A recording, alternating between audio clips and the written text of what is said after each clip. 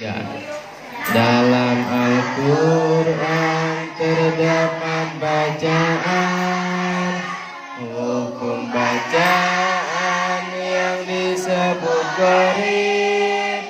yakni hukum taksil, ada juga hukum sakta, ada hukum imalah, ada juga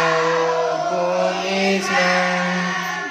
Islam artinya campur, imalah memiringkan, taksil artinya keringanan, sakta artinya diam, sakta taksil iman